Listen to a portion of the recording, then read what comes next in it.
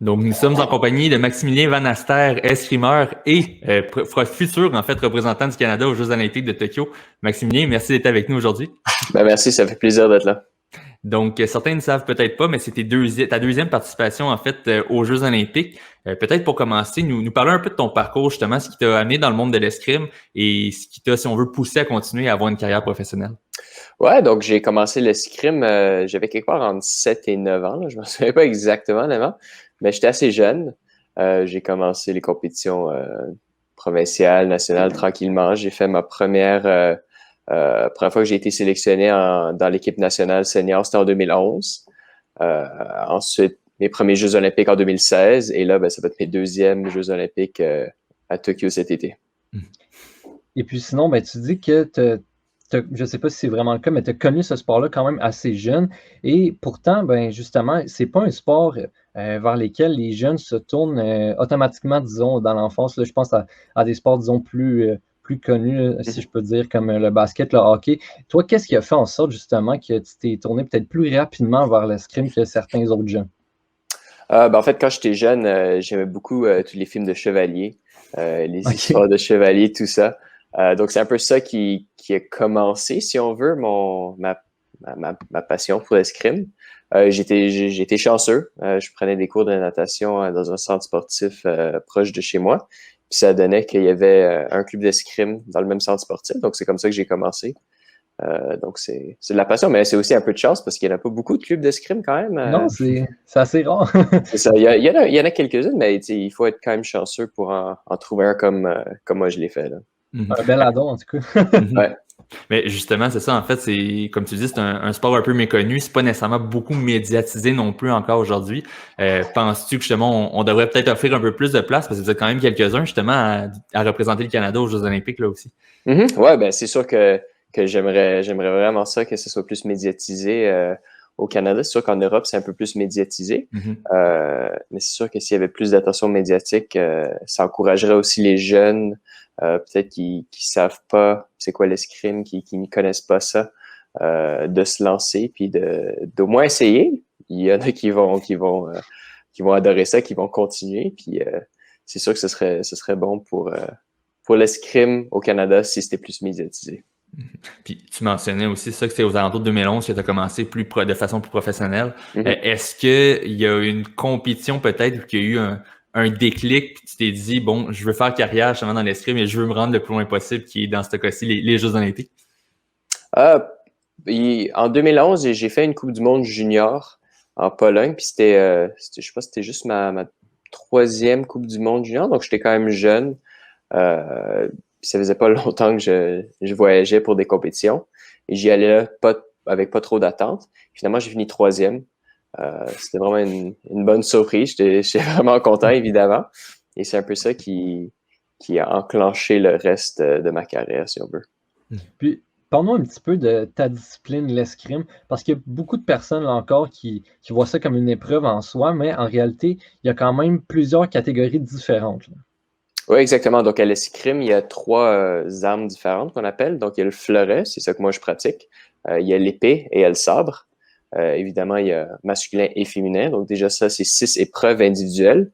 Puis aussi, une chose que pas beaucoup de monde savent, c'est qu'il y a aussi une épreuve par équipe à l'escrime. Donc, évidemment, il y a l'épreuve individuelle, puis l'épreuve par équipe aussi. Donc, en tout, il y a, si on veut, 12 disciplines, mais 12 épreuves différentes à travers les 3 armes, les 2 sexes, et individuelles et par équipe.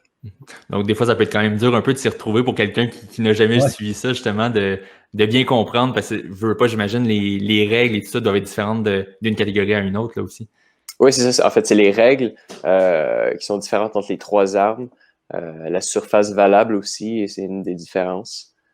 Donc, en effet, c'est assez différent d'une discipline à l'autre.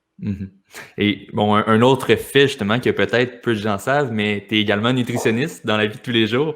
Donc, j'étais curieux de savoir un peu justement de quelle façon ça peut t'aider dans la pratique de ton sport, parce qu'on sait que vous suivez, pas, j'imagine, une alimentation quand même très serrée pour être certain justement d'avoir si on veut, tous les bons nutriments pour pratiquer votre sport. Donc, j'imagine quand même que ça t'avantage. C'est un petit avantage que tu as de ton côté. Ouais, je suis nutritionniste, mais je suis aussi kinésiologue. Donc, j'ai fait un bac en kinésiologie aussi avant. Puis là, j'ai fait un bac en nutrition. Mais en effet, ça m'aide à savoir un peu ce que j'ai besoin. On n'a pas une alimentation qui est super stricte non plus. On essaie en tout cas pour moi, c'est pas super strict. Évidemment, j'essaie de bien manger le plus possible, surtout autour des entraînements. Mais c'est sûr que ça aide d'avoir les connaissances en nutrition sportive pour mon sport. Puis, on va se tourner maintenant un petit peu vers les Jeux olympiques. Parle-nous un peu des Jeux de Rio. C'était tes premiers Jeux. Comment est-ce que ça s'est déroulé, cette expérience-là, pour toi? Ouais, ben c'était mes premiers Jeux, donc c'était tout du nouveau. Une particularité, c'était qu'à Rio, j'ai été qualifié juste en individuel. Là, pour Tokyo, on va être en équipe, donc on est comme un groupe à y aller ensemble, qui s'entraînent ensemble, qui vont y aller ensemble. À Rio, il y avait juste moi, donc c'était un peu plus difficile de s'entraîner avant, vu que mes coéquipiers, s'ils sont pas qualifiés, il n'y a plus de compétition. Ils s'entraînent pas aussi de manière aussi intense que s'ils allaient aux Olympiques. Puis c'est tout du nouveau. C'est évidemment la plus grosse compétition pour un escrimeur, mais aussi pour beaucoup, beaucoup d'autres sports. Donc, c'est la première fois que c'est autant médiatisé, qu'il y a autant de pression, autant de journalistes, un gros village olympique comme ça. Côté de ma performance, j'ai gagné mon premier match à Rio et malheureusement, j'ai perdu mon deuxième. Donc, la performance, le résultat final, c'était pas à la hauteur de mes attentes. Mais quand même, c'est une expérience incroyable, puis je me considère chanceux de pouvoir revivre cette expérience. Mais, puis justement, malgré ce résultat-là, j'imagine, est-ce que tu considères ça comme une réussite en soi? Oui, c'est sûr que c'est juste le fait de se qualifier, c'était une grosse réussite pour moi. C'est le rêve de tellement de jeunes athlètes. Donc, évidemment, il faut travailler fort. Il faut aussi être un peu chanceux pour se qualifier. Donc, c'est sûr que c'était un gros accomplissement pour moi, là. Puis est-ce que justement, parce que tu le dis, côté résultat, c'est pas nécessairement le résultat escompté non plus, mais est-ce que tu as peut-être une compétition justement en soi qui te vient en tête, pas nécessairement aux Jeux olympiques, mais qui t'a marqué peut-être plus que les autres justement en raison de tes bonnes performances? Je pense j'essaie de penser au championnat panaméricain en 2018, j'ai fait deuxième. Donc ça, c'était une vraiment bonne compétition pour moi. Puis je pense que dans les dernières années, c'est une des compétitions dont je suis plus fier du résultat, si on veut. C'est quand même un autre gros événement, justement, également. Les Jeux panaméricains, c'est quand même pas rien. Oui, en fait, changement de mot, en fait, il y a les championnats panaméricains puis les Jeux panaméricains. En fait, c'est deux choses différentes. Les championnats panaméricains, c'est juste, mettons, chaque sport. Mettons, à l'escrime, on a nos championnats panaméricains, il y a juste les escrimeurs qui vont là. Puis ça, j'ai fait deuxième en 2018. Et les Jeux panaméricains, ça, c'est autre chose. C'est un peu plus style Jeux olympiques où il y a plusieurs sports différents, mais il y a un village des athlètes. Puis là, j'ai fini troisième en individuel et par équipe en 2019. Donc, c'est les deux compétitions dernièrement que j'ai eu des bons résultats. Merci de la précision. Puis, on a parlé des Jeux de Rio. On va se tourner vers ceux de Tokyo maintenant qui arrivent justement. Encore une fois, un résultat un petit peu décevant à Rio, mais j'imagine que ton objectif, ça sera de faire mieux cette fois-ci à Tokyo. Oui, non, c'est sûr que je vais là, j'aimerais ça revenir avec une médaille. C'est vraiment ça l'objectif, puis sur quoi je travaille là, depuis plusieurs années. Donc, il y a vraiment, c'est ça quand même, un objectif précis, c'est la médaille qu'on veut à tout prix si on veut cette année-là. Exactement, oui. Puis, est-ce qu'il y a des aspects, justement, des facettes de ta discipline sur lesquelles tu te concentres davantage en ce moment dans ton entraînement pour être certain, justement, d'être prêt et d'avoir un meilleur résultat cette fois-ci à Tokyo? Ça fait à peu près 2 ans que je travaille maintenant avec une psychologue sportive pour m'aider avec toute la gestion de la pression, la gestion des fois à l'entraînement. Il y a des hauts et des bas, puis c'est normal.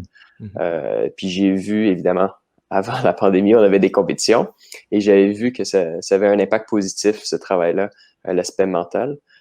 Donc, je continue à travailler là-dessus en vue des Jeux à Tokyo. Puis tu parles de cet aspect mental-là, justement, avec le contexte de la pandémie qui est arrivé à la grande surprise générale. Comment est-ce que ça t'a affecté, non seulement peut-être à ce niveau-là psychologiquement, mais aussi dans ta préparation, en fait? Ben, c'est sûr que c'était pas l'idéal, ni pour moi, ni pour les autres athlètes, ni pour le reste de la population, on s'entend. Mais j'ai essayé de le voir de manière le plus positive possible. J'ai essayé de prendre cette année de plus comme une façon un an d'entraînement de plus. De me dire que un an d'entraînement de plus, je vais être meilleur dans un an que je l'étais en 2020, je vais être meilleur là en 2021. Donc j'ai essayé de me concentrer là-dessus, de voir les aspects positifs, puis aussi je suis pas jeune, mais je suis pas trop vieux non plus, donc c'est pas un an de plus qui va venir m'affecter physiquement, si on veut. Donc vraiment, c'est ça. J'ai essayé de le voir comme une année de plus pour s'entraîner. Puis tu parles justement de l'entraînement. Est-ce que vous avez quand même pu faire des compétitions ou si on veut voir un peu, avoir le pouls de vos adversaires où ils s'en sont rendus justement de leur côté? Parce que j'imagine côté préparation, c'est plus en équipe, justement, en petit groupe qu'on a dû le faire. C'est ça. En fait, au début de la pandémie, en fait, quand ça a commencé en mars 2020, on était en compétition, si on veut. Puis je pense que c'était comme un jeudi ou un vendredi que tout a fermé. Puis on était en Californie. En fait, on a voyagé le mercredi en Californie. Puis c'est le lendemain, donc le jeudi matin, qu'on a appris que la compétition a été annulée. On a pris nos billets en vitesse pour revenir au cas où ils fermaient les frontières. On savait pas qu'est-ce qui allait arriver. Mais après, en revenant, on a eu 2-3 mois où on pouvait pas s'entraîner du tout. Parce que notre centre d'entraînement au stade olympique était fermé. Tous les clubs étaient fermés. Après, ça a réouvert un petit peu je pense en mai ou en juin, le stade olympique a ouvert. Donc, les athlètes de l'équipe nationale ont pu recommencer à s'entraîner. Donc, depuis ce temps-là, on s'entraîne non-stop, si on veut. Sinon... On doit avoir hâte, en fait, c'est ça, d'être dans des vraies compétitions là, dans ce temps-là. Oui, c'est ça. En fait, on a juste eu une compétition depuis la dernière. Avant ça, c'était février 2020. Et depuis février 2020, on a eu une compétition seulement. Même, il n'y a pas eu de compétition provinciale ou nationale à cause des règles sanitaires et tout. Nos fédérations ne pouvaient pas avoir une compétition. Sinon, une Coupe du Monde, on a juste eu une. Donc, c'est ça. Donc, c'est sûr que j'ai hâte de retourner à la compétition. Là. Puis, j'imagine justement que tu dois partir bientôt pour Tokyo. As-tu peut-être un peu déjà les détails de comment ça allait fonctionner pour ton arrivée là-bas? Ça va être quand même pas une expérience vraiment différente de ce que tu as vécu à Rio là aussi. Oui, là, on va partir. On est censé partir autour du 9 juillet. Okay. On y va un peu plus tôt. On a 2 semaines d'entraînement au Japon qu'on va faire avant les Jeux, juste pour s'acclimater au décalage horaire et tout. Là, de ce que j'ai compris, on va être à l'hôtel, puis notre salle d'entraînement va être comme connectée à l'hôtel, puis on n'aura pas le droit de sortir de l'hôtel. Donc, on va être dans la chambre d'hôtel, au gym, de retour à la chambre, au resto de l'hôtel, puis on ne pourra pas sortir. Donc, c'est sûr que ça va être un peu différent. Ensuite, quand on va aller au village des athlètes pour les Jeux, là, encore une fois, on va être au village, puis on ne pourra pas sortir du village. Donc, c'est sûr que c'est très différent, si on veut, de mon expérience à Rio. Mais la compétition en tant que telle, ça va être la même chose. Je veux dire, c'est les mêmes adversaires, c'est les mêmes règles, c'est la même compétition, le même objectif. C'est juste tout ce qui est autour qui va être un peu différent, mais revenir avec une médaille, que ce soit les jeux comme ça qui sont un peu spéciaux ou des jeux réguliers, ça va être avec une médaille, ça change rien. Là, je vais être content peu importe. Oui, bien, on te comprend évidemment. Mais évidemment, on va te la souhaiter justement cette médaille-là au prochain jeu.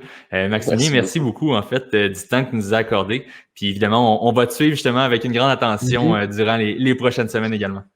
Super, merci beaucoup.